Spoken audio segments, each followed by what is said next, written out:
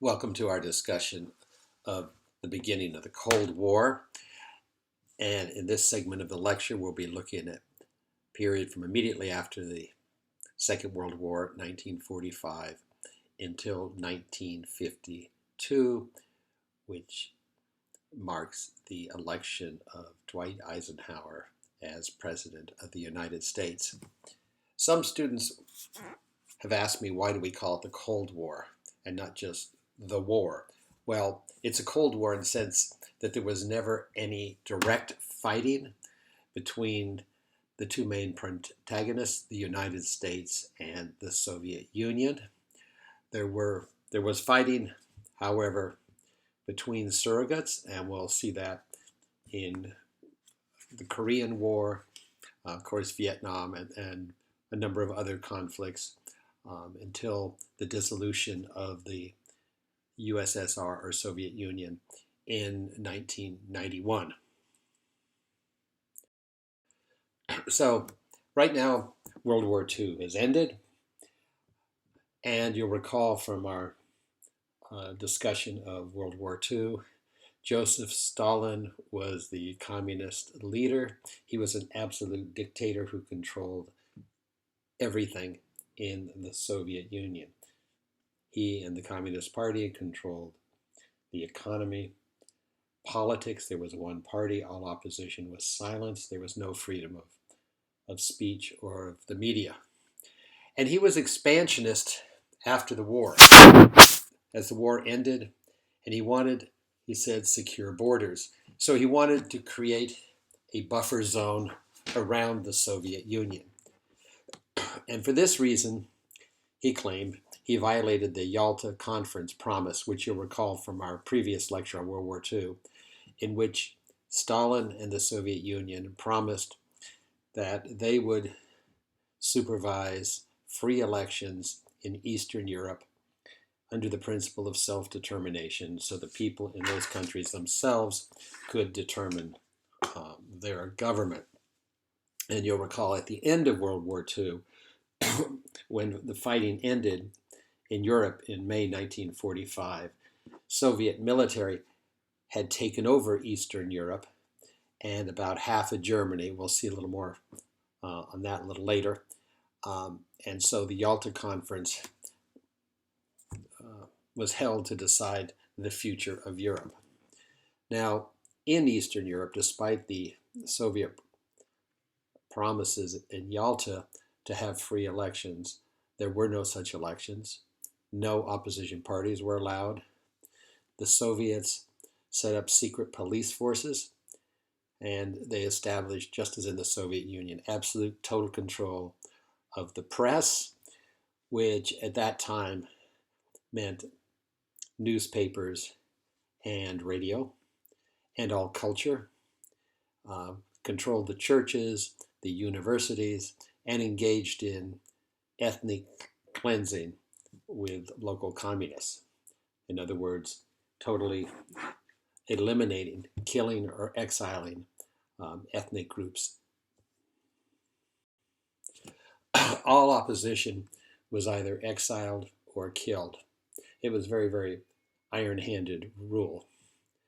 And when asked why he had done this, Stalin said, quote, "A freely elected government in any of these countries would be anti-Soviet, and that we cannot allow," end of quote.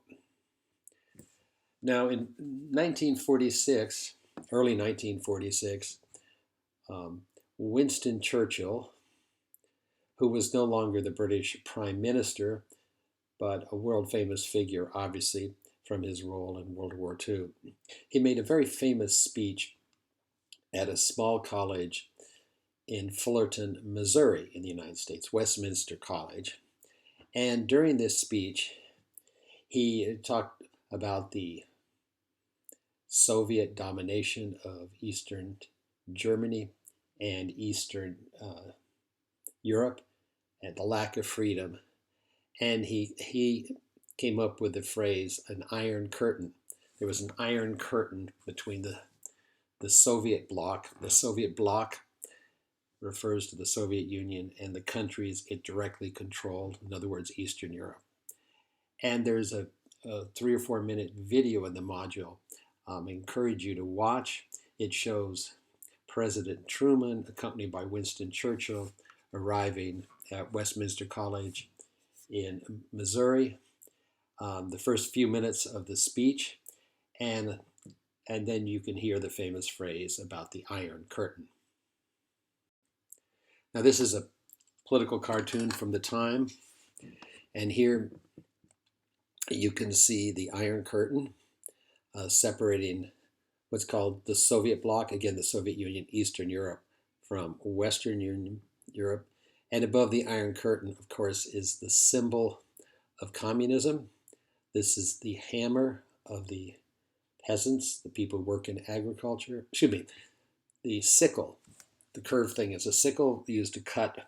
It's a tool to cut wheat and other crops for the peasants. And the hammer represents the working force in factories or construction, and that, of course, is the communists' own symbol of communism. So here we have, as you can see, this curtain is made of iron, and right next to the curtain we have a woman, says United Nations, and she's trying to lift the Iron Curtain. And of course, we'll talk a minute more about the United Nations. It was set up immediately after World War II, and it was designed to be more effective than the League of Nations, which we saw that was set up after World War I. And the U.S. was a founding member and a very strong advocate of the United Nations. And behind the woman representing the United Nations, we have the big man. It says on his shoulder, USA. Next to him, France.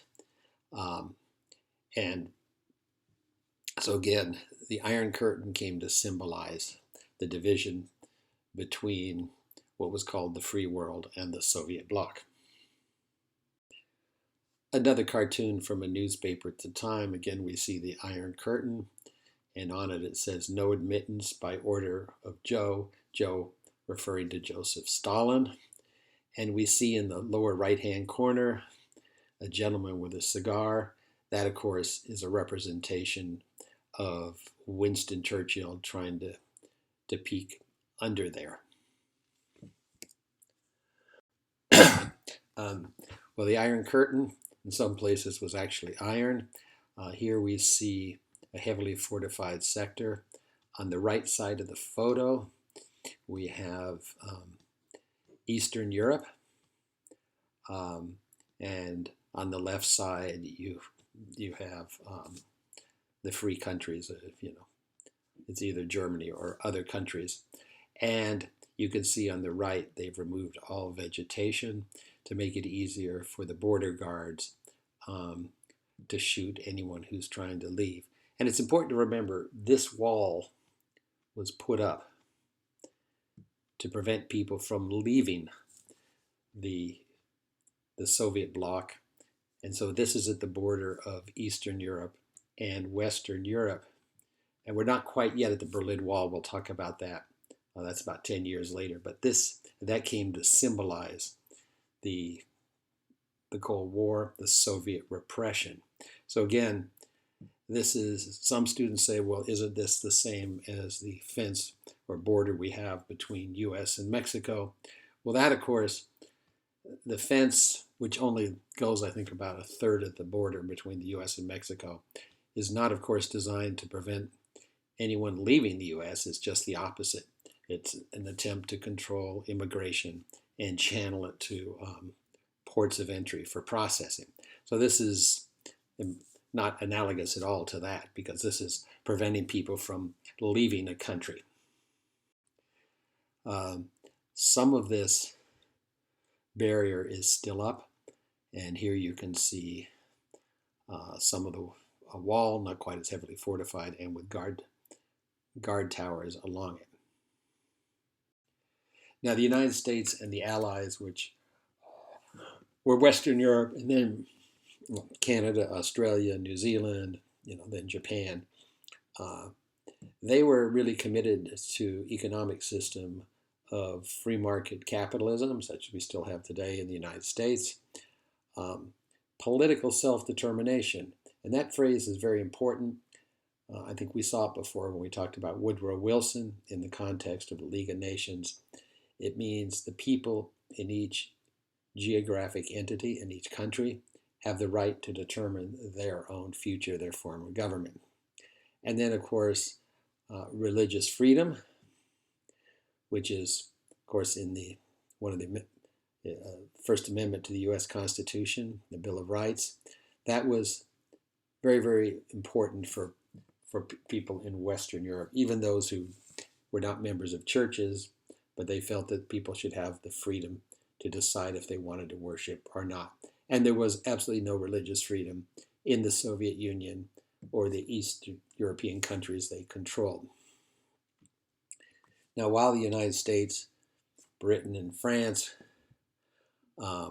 were criticizing the Soviet Union for its lack of freedoms, there were increased independence movements in some of the colonies of the United States and West European countries, saying, well, why don't you practice what you preach, self-determination, why are we colonies? And so this led to the independence immediately after World War II, within a few years, of a number of colonies or territories. In the case of the United States, the Philippines became independent. In the case of Britain, India, with a huge population, became independent shortly after World War II. And over the next 10 years or so, virtually every British colony in the world, including many in Africa, became independent. And the same thing for France, the Netherlands, and Belgium. So virtually all colonies became independent during this period of time. Now let's look at the containment policy. We're looking here at the roots of the Cold War. Containment, as the name suggests, means that the effort was of the United States and the Western Allies to contain Soviet communism where it was, not to allow it to spread. And it's similar to containment for disease. If someone has a communicable disease, measles or something like that, they're often contained. You stay at home, you stay in your bedroom or whatnot, so you don't spread it. Well, that's how initially the Cold War started. And we'll talk about some changes when we get to the Korean War.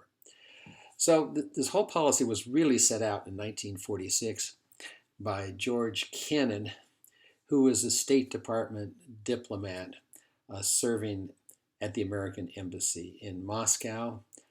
He was a State Department Foreign Service officer, exactly as I was, for over 30 years.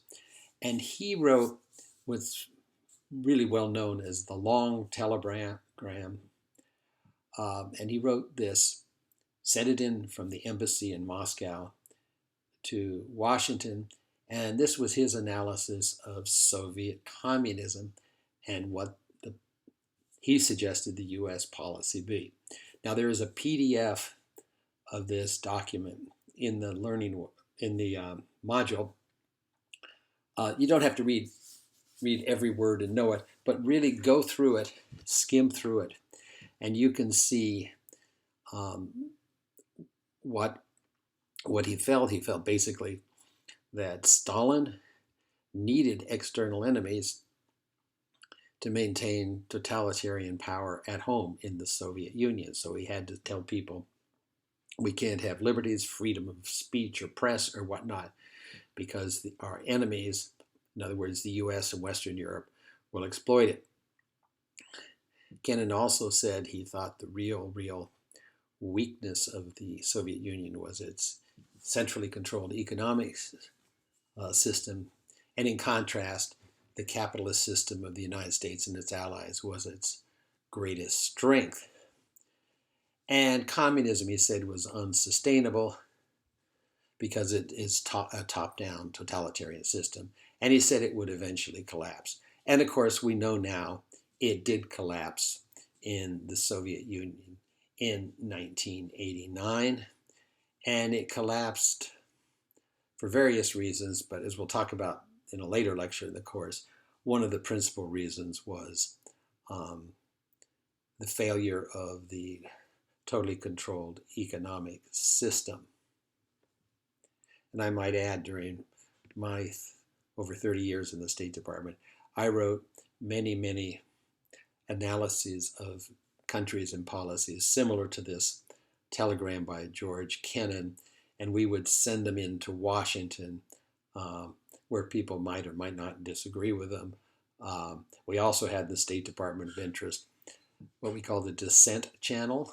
There was great encouragement to people sending in criticism of existing policies or proposals to change policies. And there was a special system sent up for that, because otherwise you have everybody just believing the same thing and you suffer from groupthink. So back to George Kennan. Kennan called to contain the Soviet Empire, and he used the phrase containment, sort of like a disease, as I mentioned a moment ago. And this general policy guided U.S. foreign policy really until the 1989-1990, where the U.S. was focused on limiting the expansion of the Soviet Empire. And then a few years later, George Kennan wrote 1946, 1949, as we'll see in a minute, China became communist, and the same policy was applied to China. And we'll see when we get into the reasons for the Vietnam War and other conflicts, this was the policy guiding U.S. reaction. And at this time, this is 1946, 1947, policymakers in Europe and the United States did not want to repeat the terrible mistake that British Prime Minister Chamberlain had made when he signed an agreement in Munich with Adolf Hitler. And you remember, Chamberlain came back, held up a piece of paper, and we have peace at hand here, peace at our time. And that was called a policy of appeasement, giving Hitler what he wanted. And now people said, no, we don't want to repeat that mistake. So you'll recall that Harry Truman is now president. He became president upon the death, of course, as we saw earlier, of Franklin Delano Roosevelt. And in 1947, he was faced with his first major foreign policy crisis. There was a civil war in Greece, and the insurgents, or the rebels, received Soviet support. And the rebels were fighting against the government of Greece, which was an authoritarian monarchy. Now, by authoritarian monarchy, I mean there were no elections. It was pretty much a dictatorship. And Truman proposed, and Congress agreed, to provide aid to Greece, as well as Turkey, which was facing a similar issue, to prevent them from falling under the influence of the Soviets. And this was to prevent a row of dominoes. The theory was, if Greece and Turkey went to the Soviets, then it would spread like a disease from country to country. Truman said in a famous statement, the United States must, quote, support free peoples who are resisting attempted subjugation by armed minorities or by outside pressures. So the domino theory with aggressive containment was the essence of U.S. foreign policy until 1990. Now, the United States sent assistance to Greece and Turkey. It did not send military forces in. It sent a few advisors in, but it didn't send tens of thousands of troops in, nor did it send airplanes attacking. It sent a lot of weapons, communication equipment, and military experts, who could do some training. For those who aren't familiar with dominoes, Dominoes was a very, very popular game at this time. I think people still play it. I saw some for sale the other day in a store. But you can see the dominoes have different dots on them, and you somehow, I forgot the rules, but you connect them up when you're playing the game. But a row of dominoes, I remember doing this as a kid. My dad used to play dominoes, and we had these, and you'd put them up like this, make a nice row, and then you press one, and they all fall down. See how they all fall down in sequence? And you could get maybe 30 or 40 and put them in designs and have them fall down. And when you're 6 or 7 years old, that's great fun. So those are dominoes.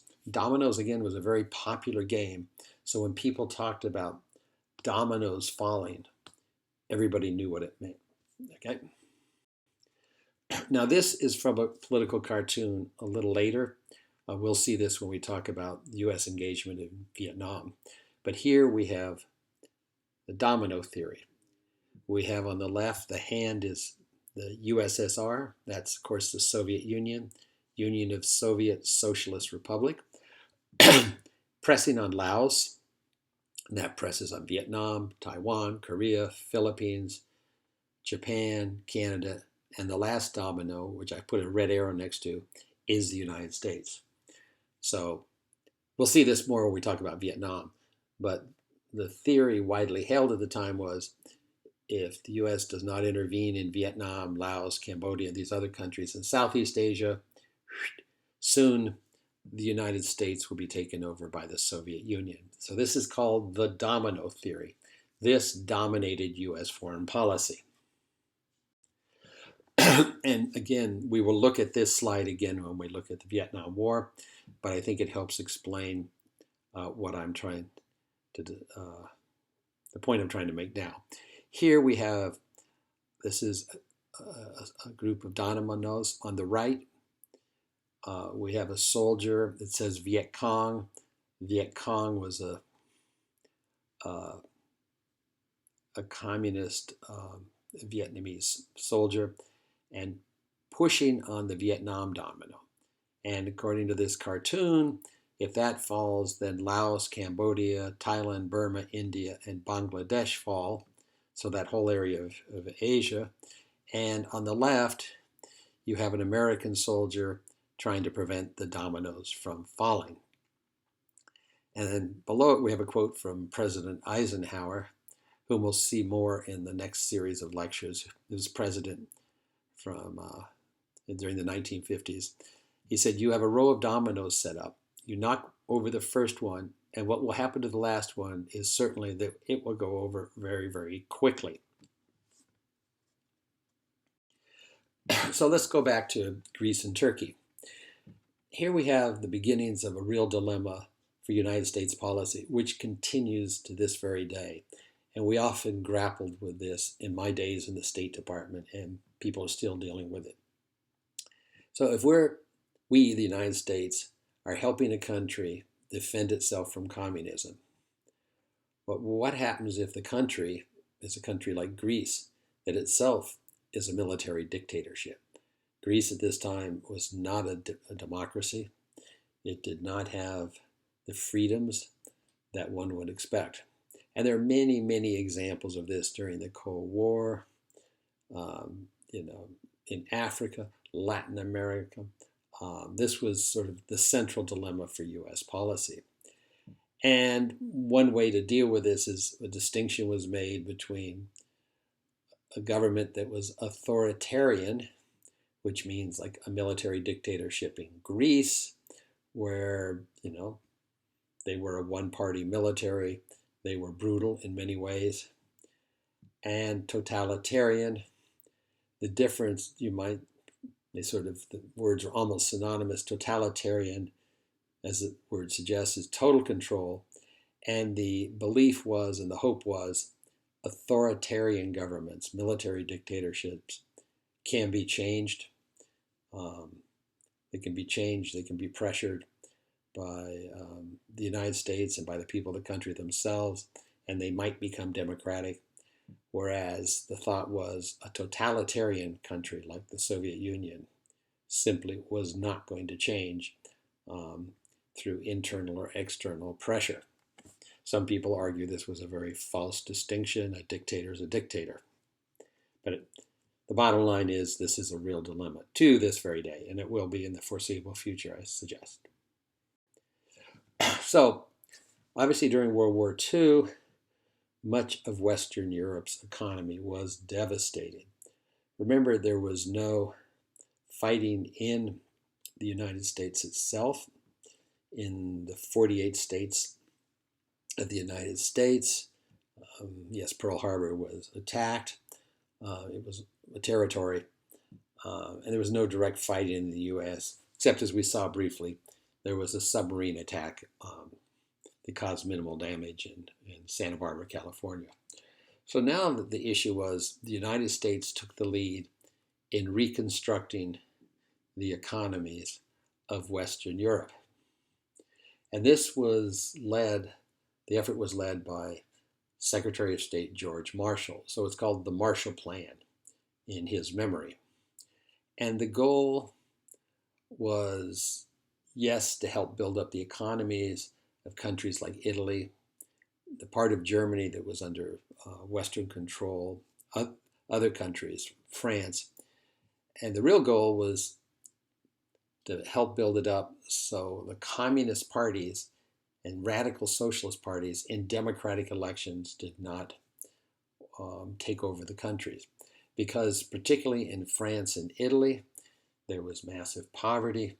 Many people looked to the radical socialist and communist parties in legal elections, free elections, and were voting for them. And the labor unions at this time in Western Europe were very, very left-wing.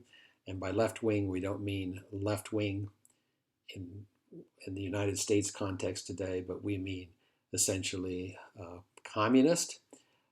And so this was the real fear. And I just might note parenthetically that in the United States, the Communist Party of the United States has candidates legally in many, many elections. And it will say, often in presidential elections, they'll have a candidate to be president of the United States, and the person doesn't win many votes, but, it's a democracy, so as long as they don't engage in violence, they can have candidates. So the main goal was to reduce the appeal of these radical socialists and communists. It also had the effect of helping create markets for U.S. exports, because much of the aid was sent over, for instance, for the agricultural sector. And as a condition of the aid, some of the money had to be used to buy U.S. manufactured tractors or fertilizer or something like that. And everybody's looked at this program, says it was a huge success in revitalizing the economies of Western Europe. And this included the economy of the part of Germany, what became known as Western Germany, under Allied control. So there's our former enemy receiving significant amount of economic and technical assistance to reestablish itself. This is a quite amusing cartoon from this time. So what we have is the fence there symbolizes the fence between Eastern Europe and Western Europe. So at the top we have Germany, I'd say West German or French farmer on a nice American tractor, smiling and plowing the field or whatever he's doing.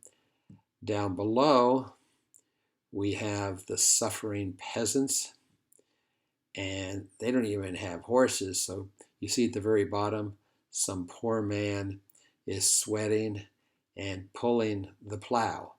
And the plow is what shape? Well, it's the symbol of communism. It's the hammer and the sickle that are the symbol of communism. There's the plow, and you have one poor farmer looking over in envy and jealousy at the other side. And the sign at the bottom left says Marshall-Stalin Plan. That's a play on words because Joseph Stalin, the dictator of the Soviet Union, had the military title of Marshal, so it's Marshal Stalin Plan instead of the Marshall Plan of the United States. And you have the Soviet official explaining to the poor, hardworking workers, it's up at the top of the photo, it's the same thing without mechanical problems. In other words, don't worry, man, we're doing fine here, and we're not going to have mechanical problems with a tractor breaking down. So this was the artist you can see in the lower right was Hairblock, a very, very, very famous political cartoonist. And for those, we don't really look at political cartoons much these days, but they were very, very powerful force. We've seen them some before in the course, and we'll see some more. And you can see, just looking at this, the message it gives. Now let's turn to the Berlin airlift. This really, really became the symbol of the entire Cold War. So first, I'll just start with a map because I find many of my students, quite understandably, don't recall exactly what happened in situations like this. So here we have a map, obviously, of Europe. This is right after the war ends. And what you see is this blue line running down the sort of the middle. And you see it goes between West Germany, East Germany, comes down. It's on the left. It's on the left or the western side of Czechoslovakia, comes down. That blue line is the Iron Curtain. And you can see right in the center of the map, it says in blue, Iron Curtain. So that's the division between Eastern Europe, what's called the Soviet bloc. It's dominated by the Soviet Union. And on the left side, or the western side, we have Western Europe, which has democracy and, freedom of speech and religion, et cetera, et cetera. So you recall what happened was the Soviets came in. Their army was occupying all this region. And the war ended in May 1945, a peace agreement signed, and it was decided, well, the Soviets would stay there. And of course, at Yalta, the Soviets promised to have free elections in places like Poland and Czechoslovakia and Hungary, which they never did, and remained in control. So let's focus here on Berlin. I've drawn a big red arrow, and sorry, the tip of the arrow is covering up the word Berlin, but that's Berlin. That little yellow sort of blob there, that's the capital of Germany. It was the capital of Germany under Hitler. And it's in the Soviet bloc. See the colors there, that's the Soviet zone. But it was agreed, well, Berlin would be occupied by all four of the victorious powers. And those are the Soviet Union, the United States, France, and Britain. So that was like joint occupation. And then you see to the left of it, a little yellow line running horizontally over to West Germany. And that was guaranteed access to the international city of Berlin. And there was a railroad there and a road, and so that people could go back and forth and whatnot. Then you can see Germany is divided. You have on right the East Germany controlled by the Soviets, on the left Western Germany controlled by the British, and below that by the Americans in green, and the French have a little area bordering France. So what happened? Well, in 1948, the Soviets decided they were going to cut off Berlin from West Germany. So they, to the access corridor, that little yellow line, well, they just blocked all the road and train traffic to Berlin. And they figured, well, Berlin will then can't survive without food. I mean, it's a little city. It's a big city, but didn't have any food. They had to import all its food. And it's in Eastern Germany, which is controlled by the Soviets. We won't give them any food. And so the US and the British and the French will have to agree to give us Berlin, which they wanted. It was the German capital. I mean, it was mainly destroyed by the massive bombing which we saw during World War II. And another thing they needed was coal, because the coal was used as heating in homes and office buildings. And all the coal was being brought in by train from West Germany. So they just decided they would cut it off, and they thought that would be very clever. And then the other countries would say, okay, you can have Berlin. Well, it didn't quite work out that way. So the Soviets blocked it off. But what was the response of the United States, Britain, and France? No, we're not going to give in to Soviet pressure. People said this is just like Hitler pressuring us. So they had a massive, massive airlift or air shipments for almost 1 year. Day and night, planes were flying from West Germany into Berlin for bringing everything from coal to food to water.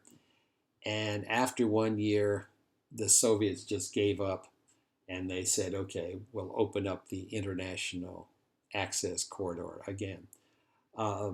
There's a very good 3 or 4 minute video in the module. That video is actually a newsreel from the time. Remember, these newsreel videos were shown to the people in the United States and elsewhere during movies. I mean, there was no television yet, really, at this time. And so people would, only a few people had TVs in 1948. People would go to the movies all the time. And, before the movie, where now we have advertisements encouraging us to buy popcorn or cars or something. Well, they would have advertisements, but they'd also have videos like this. This was the only way people could see the news in videos. So, and you'll see the number of planes going in. It was incredible. So the Soviets backed down. This was the first victory in the Cold War against the Soviets. And it's interesting. You have the United States, Britain, and France helping their former enemy, Germany. These are German people in Berlin. They're helping. And this is just a couple years after American and British planes had been dropping bombs on Berlin.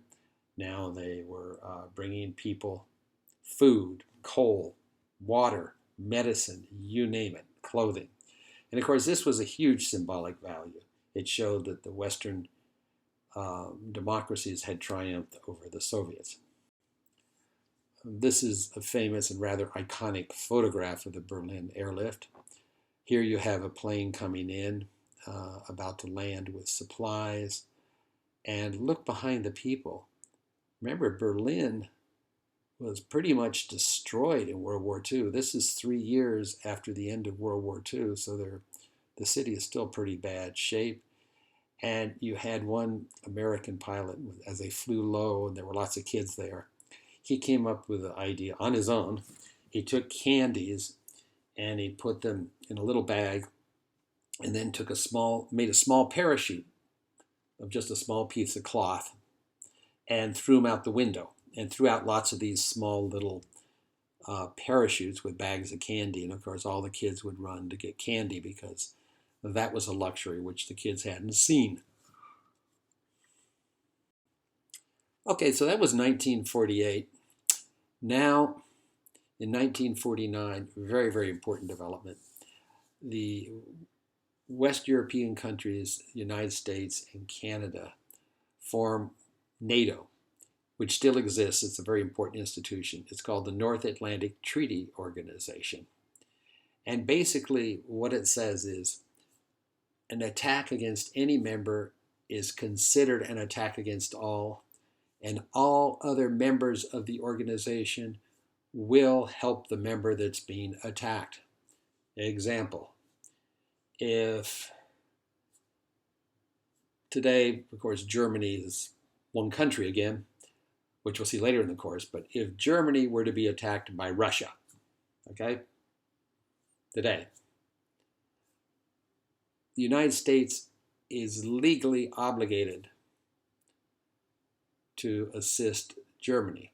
And by legally obligated, it means not just send supplies, it means as needed send troops, or this is very, very important today for the Europeans because the United States has what's called a nuclear umbrella because the United States has far more nuclear weapons than France and Britain do. They have nuclear weapons also, and so the great desire is with the United States backing them, no one, and by the fear is today Russia.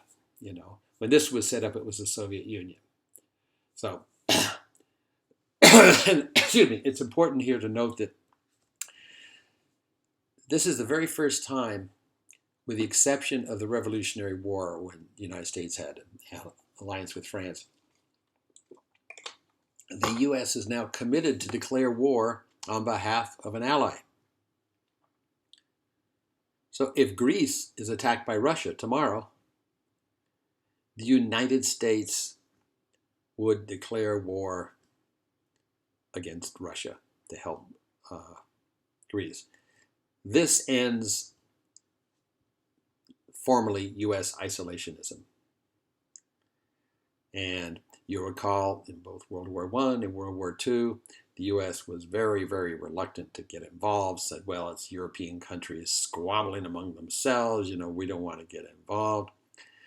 But if NATO had been set up earlier, the moment Germany attacked Poland in September 1939, the United States would have declared war, and not a year and a half later when Japan attacked Pearl Harbor, and then Germany declared war on the U.S.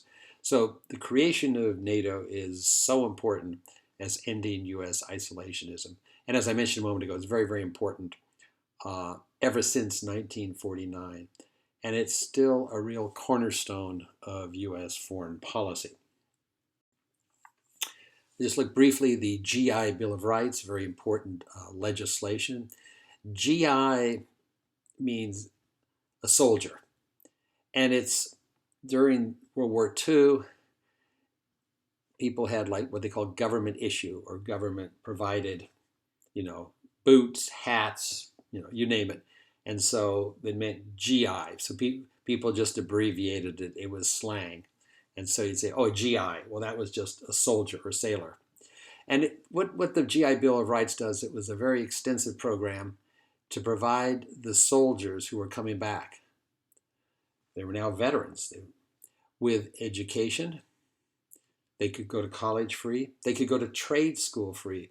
Back in mid-1940s, only a few percent of people who graduated from high school went to college. It's not like now at all. And many people didn't finish high school.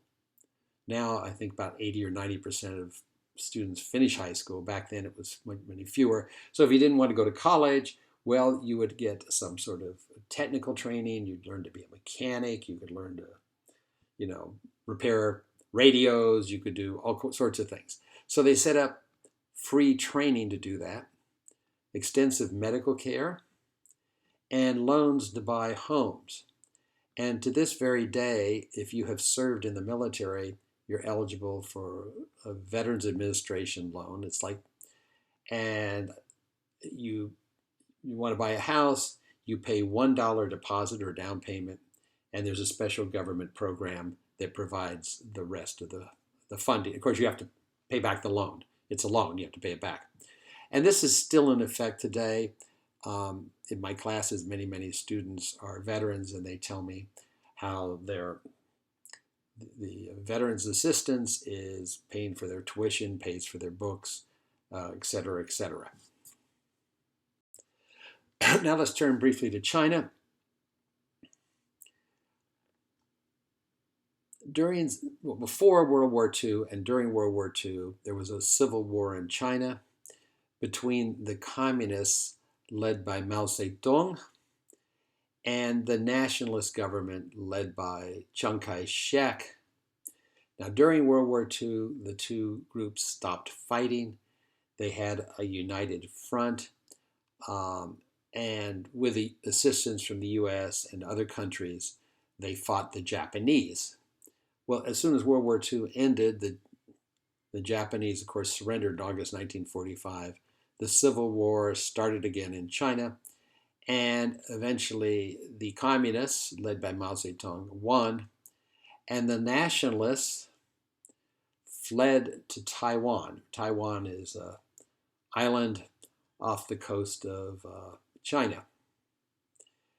And because the communists had won, well, the US immediately recognized the Taiwan government as the government of China, representing all of China, even though they physically only controlled the island. But Chiang Kai-shek, and later when he died, others said, well, we're going to retake China, so we are the legitimate government. And the United States officially recognized the Taiwan government, the Republic of China, as the only China until a dramatic event in 1979. We'll see later in the course.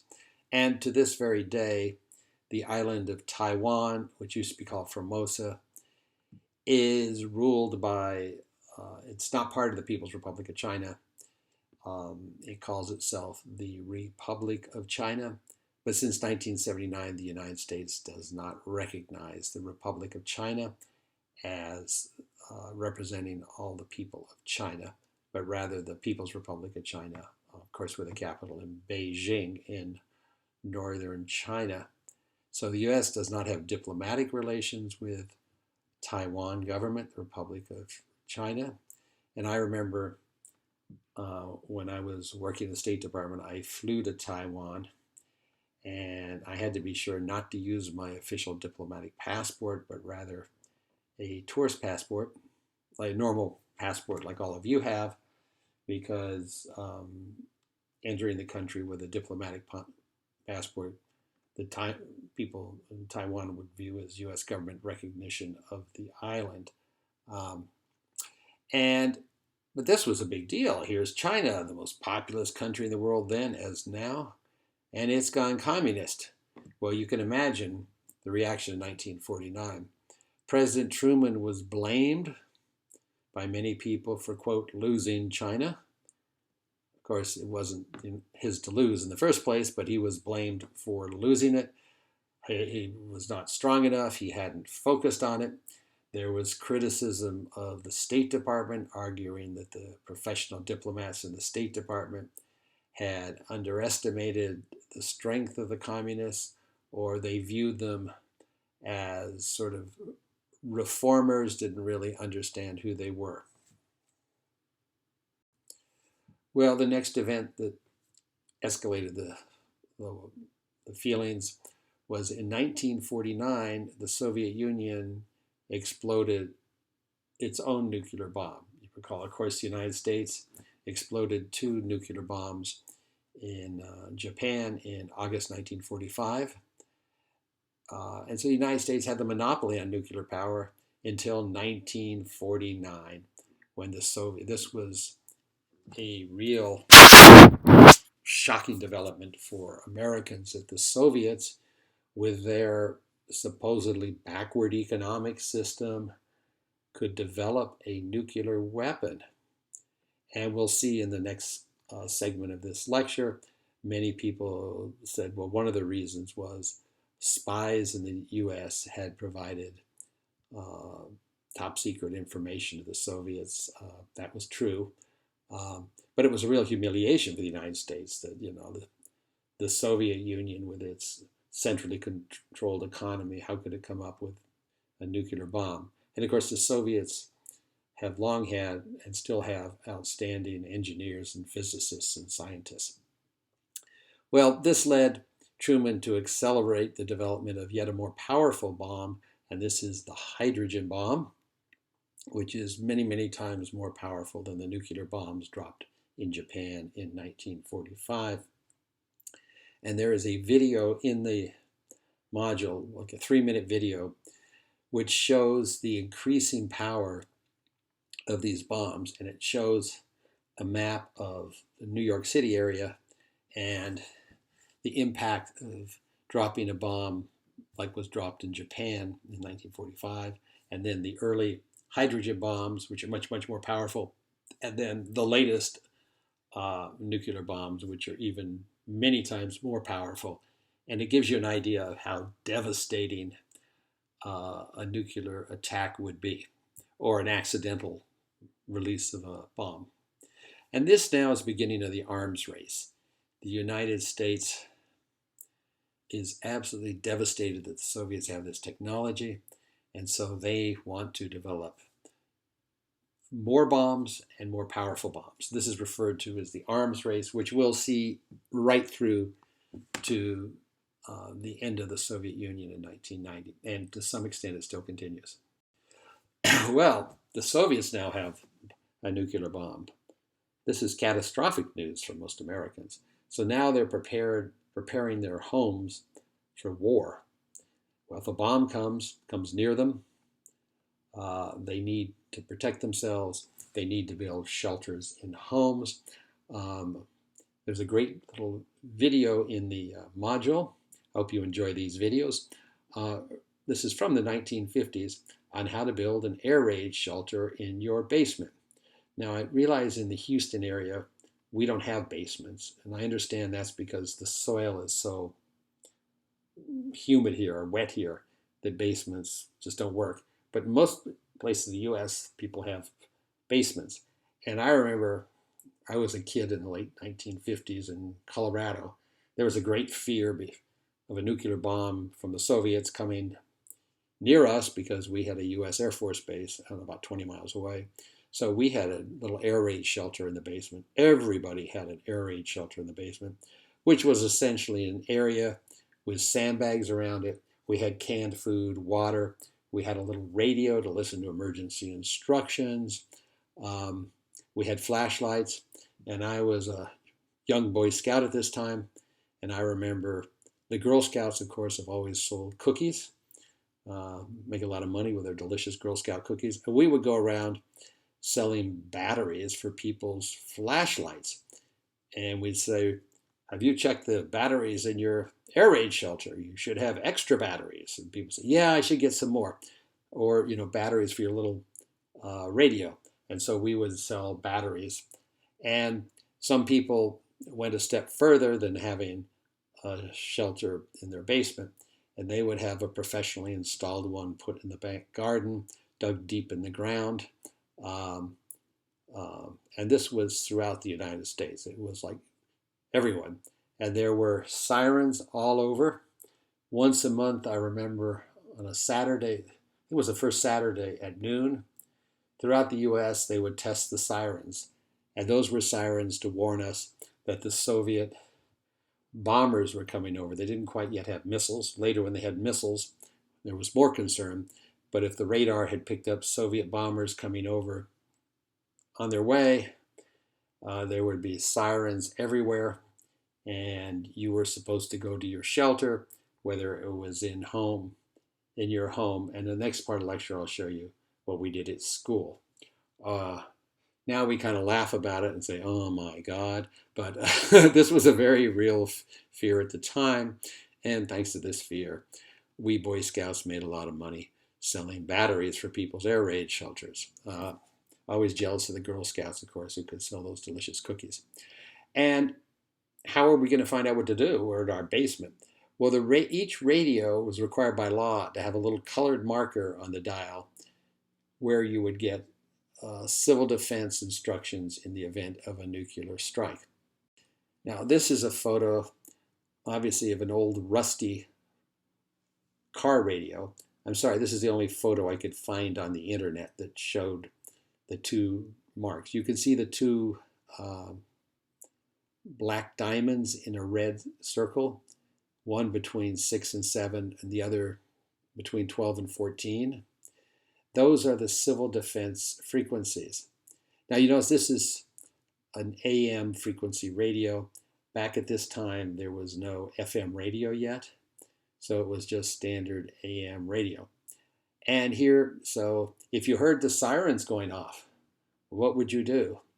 Well, if you were in your car, you'd quickly turn to one of those two red circles on your car radio, and there would be emergency instructions. And of course, if you were listening to music or some other station, they would say, please tune to the civil defense certain frequencies for instructions from the government, and you tune there.